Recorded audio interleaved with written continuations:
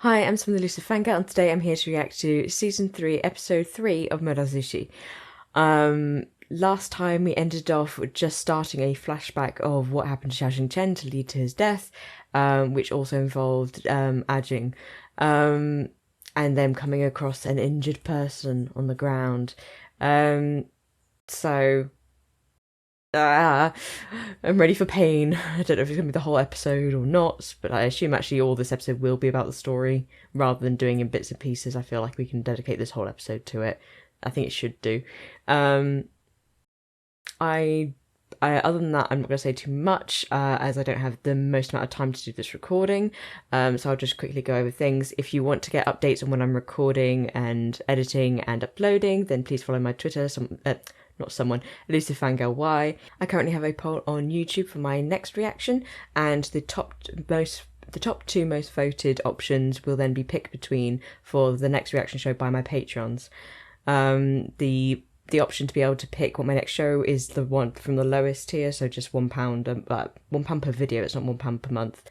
If you want to leave a comment which contains a spoiler, then please put spoiler at the start of the comment and comment which episode or what media that it is spoiling, just so that anyone who comes across it knows whether or not they can read it, depending if they've read that far ahead, either in this series or one of the other media for魔道祖师. But I think that's about it. I just really want to get on with this episode, so let's get to it.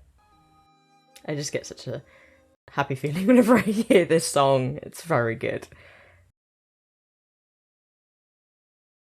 I love that it's just the two of them on the boat. Makes me think of the魔道祖师Q last episode where they were on the boat playing music together.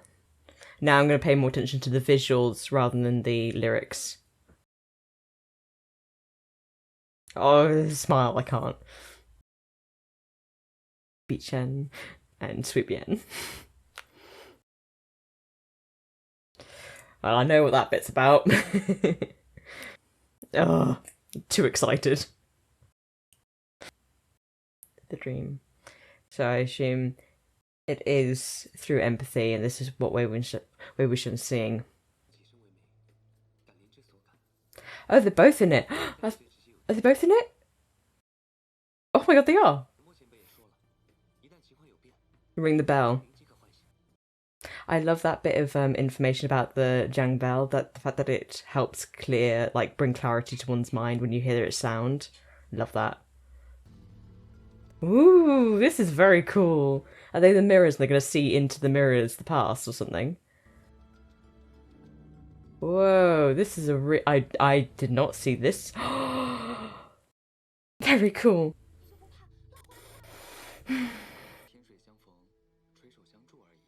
Because you're too good.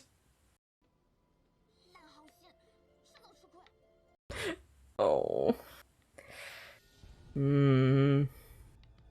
This is impressive. I love this. The fact that she was willing to do it.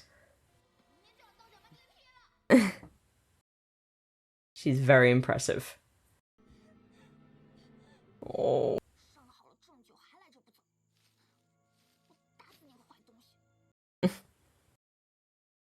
She's saying this in the same room as him.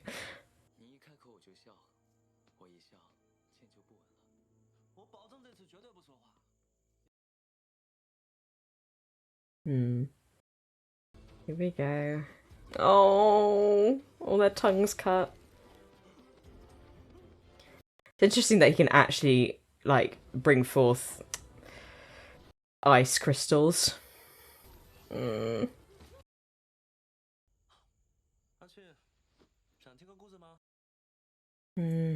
It's past.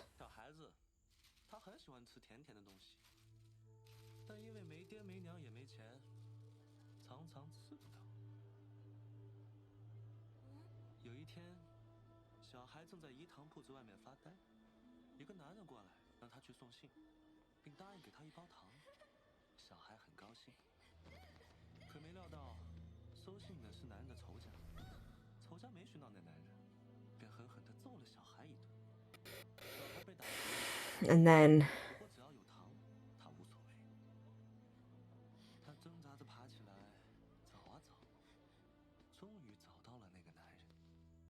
Also, if that's a hairpin for Aching, that's adorable. It's very cute.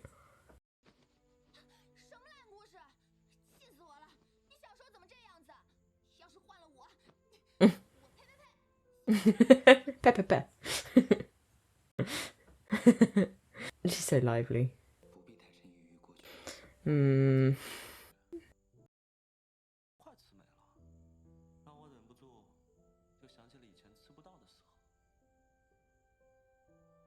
Oh no.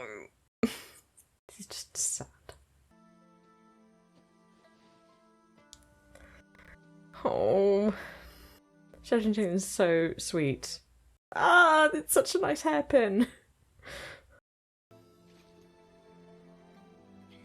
Oh. Oh, not every night. That's just too cute. He's too lovely.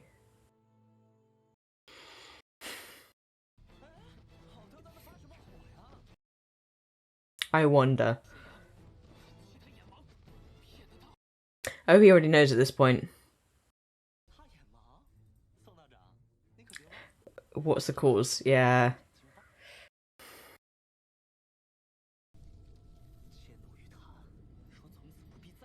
Oh. Flipping poison.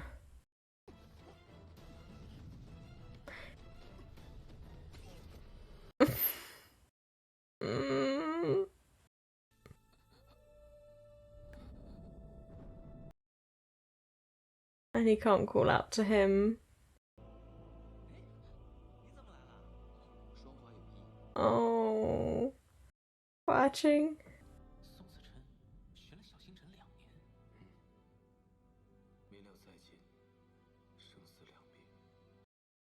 Which hits hard for Lamunji, who was worried he would never see Wei-Wuxian again. Never mind if they did, what would be the situation? Oh yeah, they got briefly the bags under his eyes, like the lines. And he heard.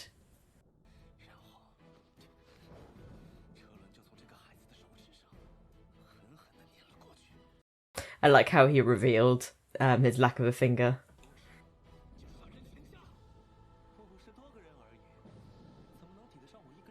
That's the mindset. Oh no.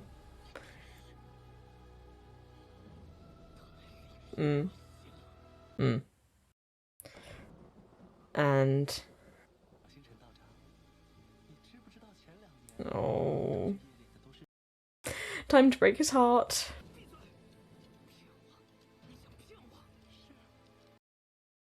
Feel the engraving on his sword. Oh.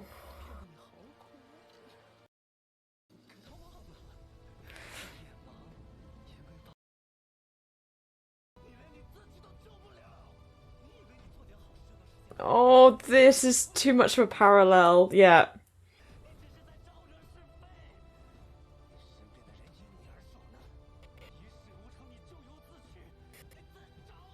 Namuji needs to give him a hug. You didn't expect this.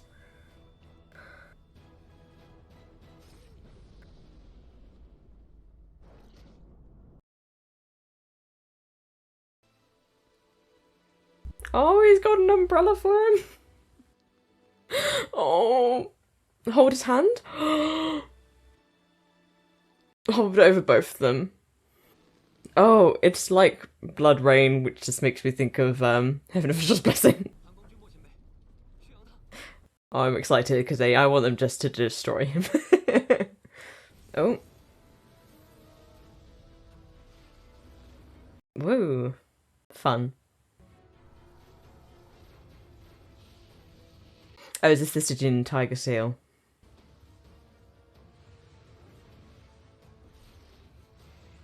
Oh, his own seal to protect. Nice. Oh. You cannot beat Lamuji in a sword fight. At least in a fair one. Even if you're fighting unfairly, you're still going to have your work cut out for you. Ah, yes, the blood. Using the paper dolls. Yes! I love how angry he gets. Righteous anger. Oh, and the flute.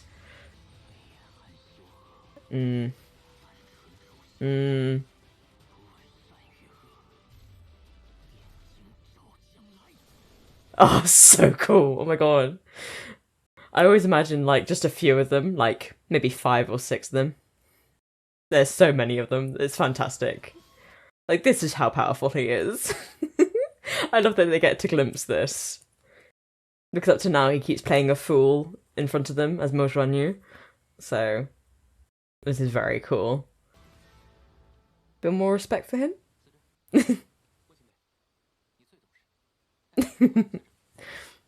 Oh! Small pat on the head. Yeah. Because when you're around...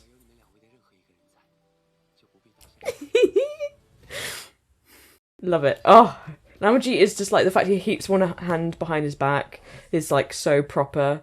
His posture and everything. It's gorgeous. Got to love winning.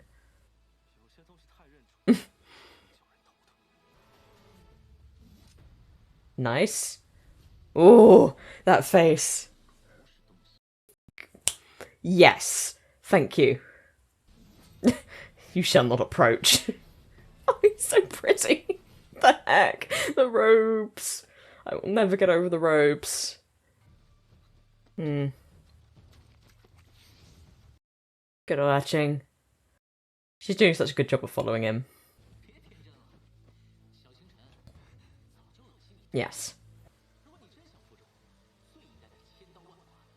Yourself. Yep.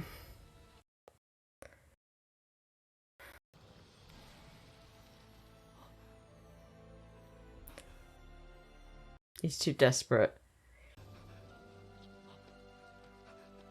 Oh, it's sad, but I still won't like him. But he is a tragic character, but he's just too twisted. He could have had that nice life, but he chose to do misdeeds. If he had changed whilst he was living with them and changed for good, I can imagine Zhao Qingchen, nice, accepting that he had changed, keeping an eye on him, but accepting that he'd changed, but he hadn't. Oh, Aching did her job. She did her best, and she got revenge for Zhao Qingchen and Song Lan. The candy, and this is the opening scene. Yeah, can't even eat the candy. Just gonna look at it. Yeah, it's out of your reach.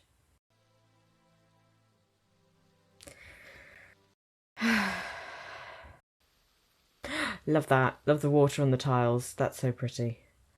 Or paving stones. No haze over the city anymore. Oh, is he going to sign or write something to them? Just thank them.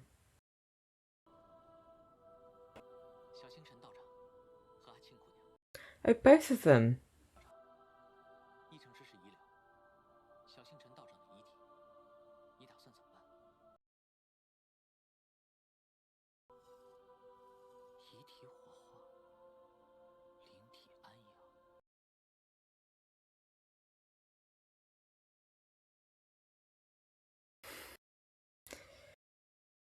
Burn away all the memories. All the good and the bad.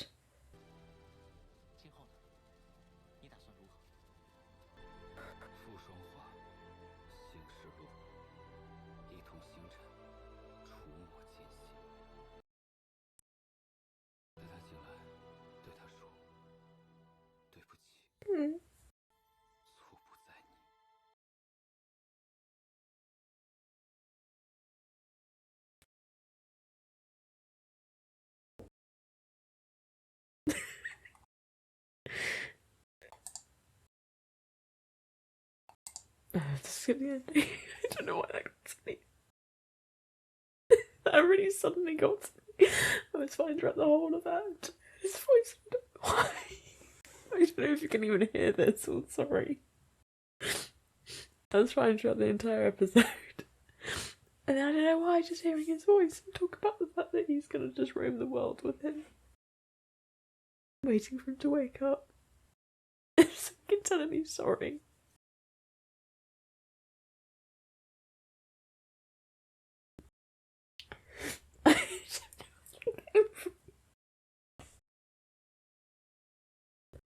This came out of nowhere. Oh my god. Oh my god.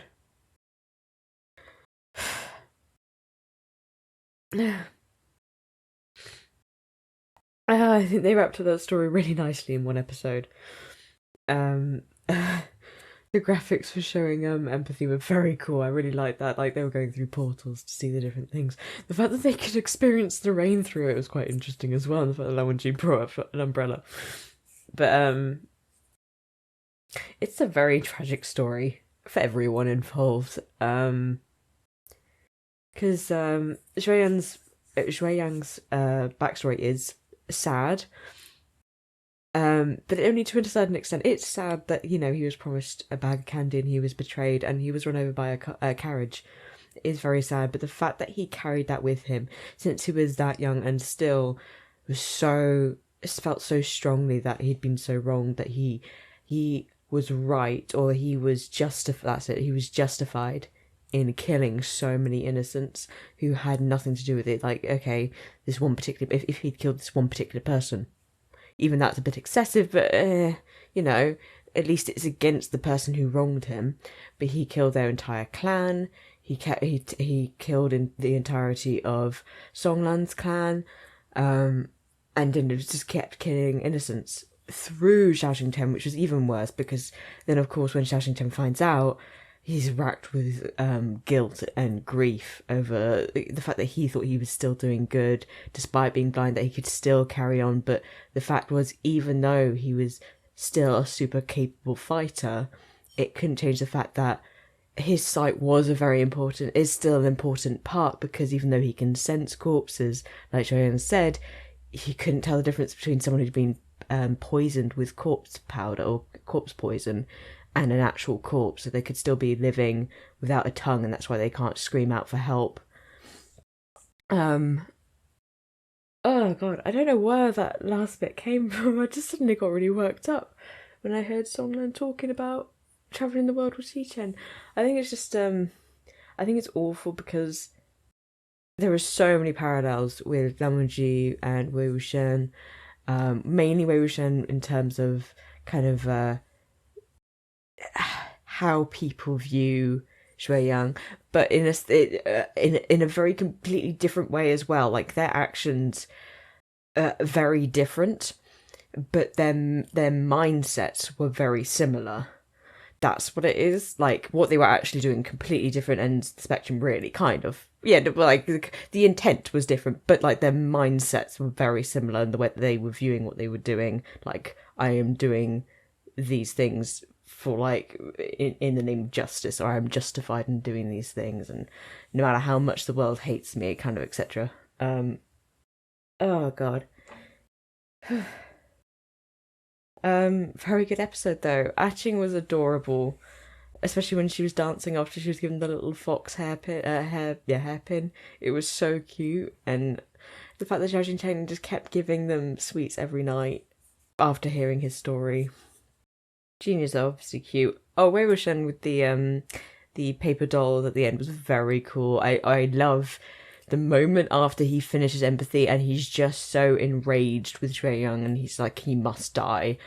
In every media, all of them, it's very satisfying. But I loved how badass he is. I think that's the thing. Like, he just seems even more badass in the Donghua than any other version. Like, he's just so cool.